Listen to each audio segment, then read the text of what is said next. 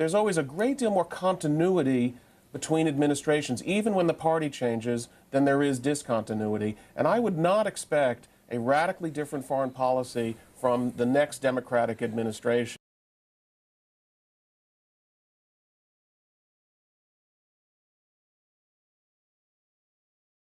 But also, you were a McCain foreign policy advisor, were you not, during the campaign? Well, in a manner of speaking, yeah.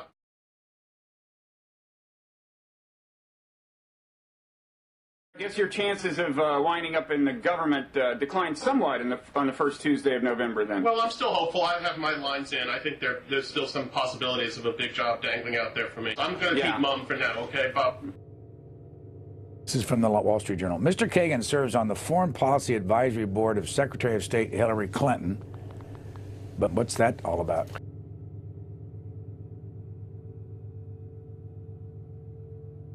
You're on the Hillary Clinton's advisory board? Yes.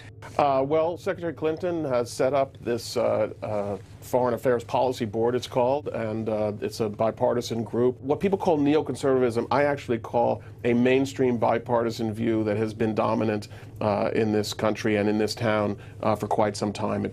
Everybody from Dean Acheson to John F. Kennedy to Ronald Reagan. It's bipartisanship run amok. But how... I would say, to characterize this administration's foreign policy coming in, it was not Bush.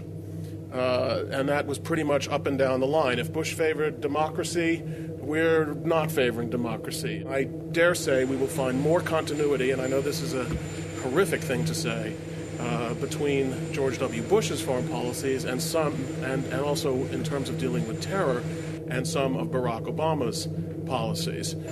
Continuity is, in American foreign policy, generally greater than discontinuity. Presidents are not as different from one another as they think they're going to be, and sometimes as they certainly not the way they sound in campaigns, and in the hope of upsetting all of you in one way or another, it is not dramatically different from the Bush administration. Will you appoint a special prosecutor to independently investigate the gravest crimes of the Bush administration, including torture? We need to look forward as opposed to looking backwards. There's good reasons for this. American interests don't change overnight. And part of my job is I don't want them to suddenly feel like they've got to spend all their time looking over their shoulders and lawyering. So no 9/11 commission with independent subpoena power? Already, we've seen that promises to close Guantanamo in a year have gone by the wayside. I would say it's not going to be closed in 2 years. It may not be closed in 3 years. And who knows when it's going to be closed.